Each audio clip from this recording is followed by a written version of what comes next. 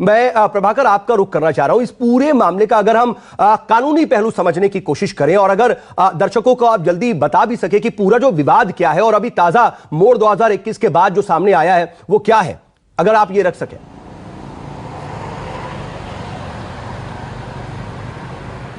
सऊद, ज्ञानवापी को लेकर जो पहला मुकदमा दर्ज हुआ था वो 1991 में दर्ज हुआ था और उस पर भूमि स्वामित्व की मांग की गई थी। वो कहा गया था कि जो मस्जिद है वो मंदिर के ज़मीन पे है, वो मिलना चाहिए, ठीक उसी तरह जैसे अयोध्या में हुआ और जैसे मथुरा में दावा किया गया है। लेकिन और उसके बाद से वो मामला चूंकि हाई कोर्ट में चला गया, उसमें आदेश हुआ था एएसआई सर्वे करने का, वो मामला हाई कोर्ट में चला गया। हाई कोर्ट ने उस सर्वे को रोक दिया और अब हाई कोर्ट को उसमें ये तय करना है कि प्लेसेज ऑफ वर्शिप एक्ट, जिसकी चर्चा राजीव रंजन कर रहे थे, प्लेसेज ऑफ वर्शिप एक्ट 1991 उस ज्ञानवापी पर लागू होता है या नहीं। उसके प्रावधान क्या है कि 15 अगस्त 1947 को देश में अगर कोई मंदिर था तो वो मंदिर रहेगा, मस्जिद था तो मस्जिद रहेगा, गुरुद्वारा था तो गुरुद्वारा रहेगा, यानी कि उसके धार्मिक चरित्र में कोई बदलाव नहीं किया जाएगा। ये 1991 में कानून आया था, नरसिम्हा राव की सरकार थी और उस समय अयोध्या मामला चूंकि अदालत में था इसलिए उसे छोड़ दिया गया था। अब महत्वपूर्ण बात यह है कि सुप्रीम कोर्ट ने जब फैसला सुनाया अयोध्या का तो उसमें कोर्ट ने साफ तौर पर कहा कि प्लेसेज ऑफ वर्शिप एक्ट इस देश के लिए बहुत जरूरी कानून है, सामाजिक ताने बाने के लिए बहुत जरूरी है और साथ ही साथ कोर्ट ने यह भी कहा कि इसका सम्मान होना चाहिए। और तीसरी महत्वपूर्ण बात जो कोर्ट ने कही थी कि काशी और मथुरा में यथास्थिति बहाल रहनी चाहिए।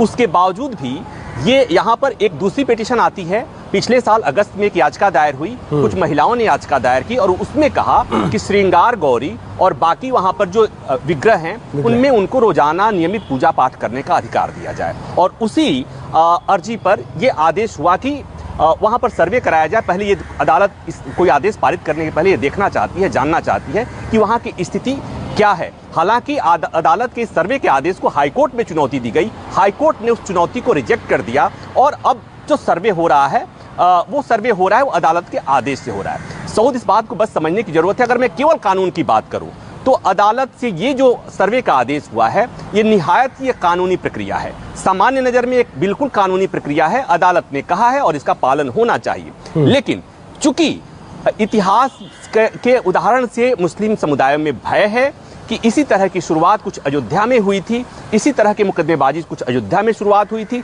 इसी तरह से वहां पर भी पूजा पाठ करने का अधिकार मांगा गया था और उसका हश्र क्या हुआ है दुनिया ने देखा। तो इस तरह से बनारस के और देश के मुसलमानों में इस तरह का अप्रीहेंशन हो गया है, भय हो गया है कि अब ज्ञानवापी भी खतरे में है और इसीलिए वहां पर सर्वे का विरोध हो रहा है। लेकिन जी लेकिन हाँ, मैं प्रभाकर आप अपनी बात भी पूरी करें, मैं बाकी पैनलिस्ट के पास जाऊं उससे पहले जल्दी से एक चीज आपसे और समझना चाहूंगा बहुत शॉर्ट में कि एक कंट्राडिक्शन की बात कही जा रही है और वो ऐसी भी उसी का जिक्र कर रहे हैं कि जो भी सर्वे हो रहा है वो दरअसल वर्शिप एक्ट का उल्लंघन है। इसको आप अगर क्लियरिफाई कर पाए, कुछ है क्या ऐसा कंट्राडिक्शन? देखिए, प्लेसेज ऑफ वर्शिप में यह कहा गया कि 15 अगस्त 1947 को जिस धार्मिक संरचना का जो चरित्र होगा वही बरकरार रहेगा। तो अब उसमें यह समझना है कि क्या 15 अगस्त 1947 को ज्ञानवापी का स्वरूप क्या था और उसके समझने के लिए अदालत इस तरह का आदेश दे सकता है कि उसका सर्वे कीजिए। चूंकि इस एक्ट में ही लिखा हुआ है कि 15 अगस्त 1947 का चरित्र क्या था, तो उस चरित्र को जानने के लिए सर्वे हो सकता है, उस एक्ट के प्रावधान है, उस प्रावधान में ये बात में निहित है। और दूसरी महत्वपूर्ण बात सऊद, एक बात और कि प्लेसेज ऑफ वर्शिप एक्ट में सुप्रीम कोर्ट ने जो कहा था कि इसका सम्मान होना चाहिए और काशी और मथुरा में यथास्थिति बहाल रखना चाहिए, उसी में अगर कोर्ट ने यह आदेश दे दिया होता कि अदालतों से जुड़े हुए किसी भी तरह का वाद याचिका को कोई अदालत स्वीकार नहीं करेगी, कोई आदेश पारित नहीं करेगी, तो शायद सुप्रीम कोर्ट में अयोध्या के फैसले के साथ ही विवाद खत्म हो गया था।